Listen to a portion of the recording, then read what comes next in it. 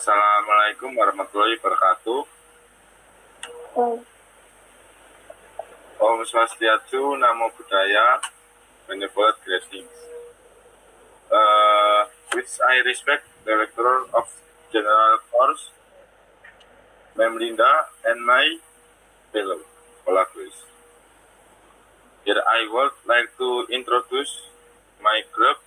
I'm Yogi Nur Hidayat, NPM 222, and my group friend. My name is Dewi Mariam, NPM 088. My name is Rafa R Datau, NPM 133. Here my collaborator and I will present or discuss about modal verb in English. For the first material on definition of modal verbs. Modal are a type of words that are used to help verbs express something. Modals are also known as auxiliary verbs or modal verb. Modal are used to help explain whether something is a necessity, possibility, permission, obligation, and so on. There are two types of modal verbs, pure modal and semi-modal. Type of modals. First, pure modals. Pure modals never change their form regardless of subject and don't change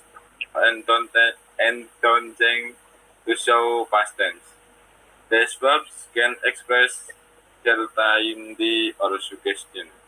Pure modals are followed by bare infinitive and infinitive verb without in quotes to that as can, could, might, must, shall, will, etc.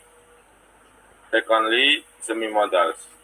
Modals such as in quotes out that require two infinitive complement are regarded as marginal modals, also called semi-modals. Modals or marginal modals are used to imply a range of possibilities, obligation, necessity, or advice. Called semi-modals because their function and meaning are similar to modals, but their form is different. For example, I left to, might to, must to, need to. Rules of using modals. First, the modal form always fixed. You cannot add as, did, in, regardless of subject and tense. Secondly, modals is always followed by verb 1. Third, modals cannot be used in the perfect tense as can, will, would, shall, and shall.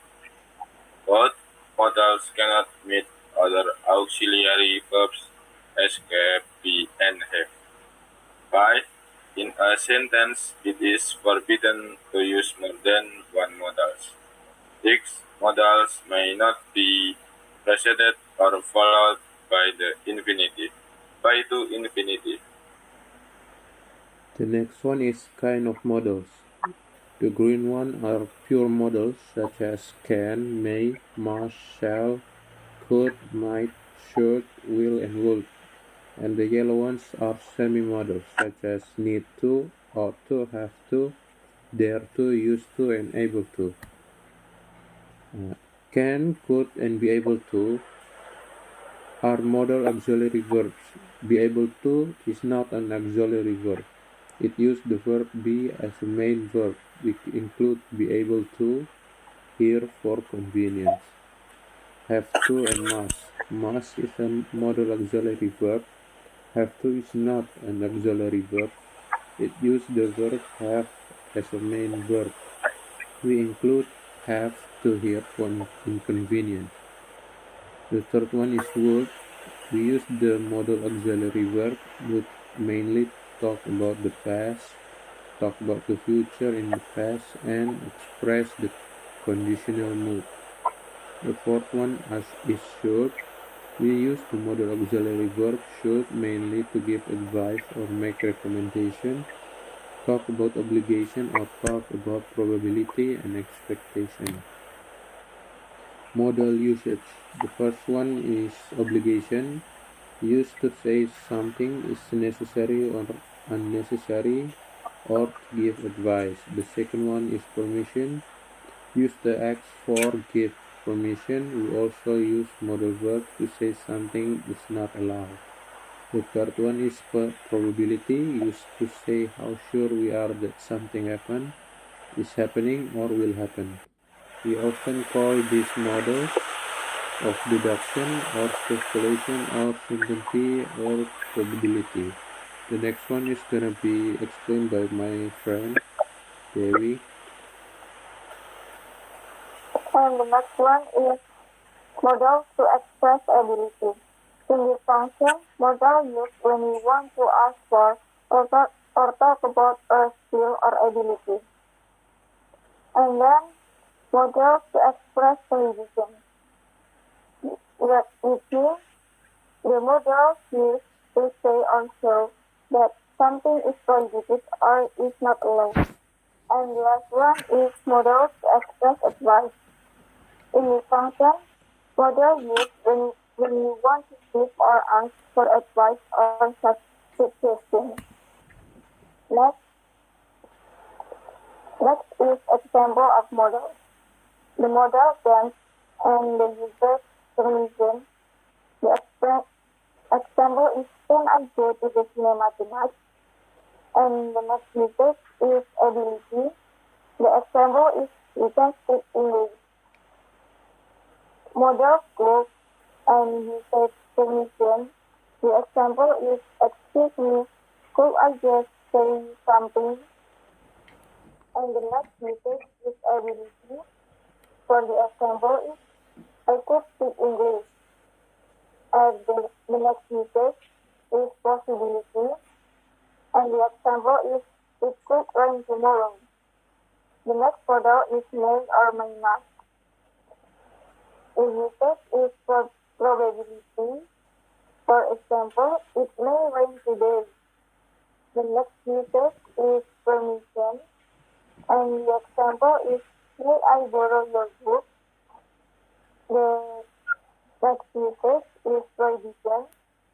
And for the example is students may not wear jeans. And the next modal is not for usage probability. And example, it might rain tonight.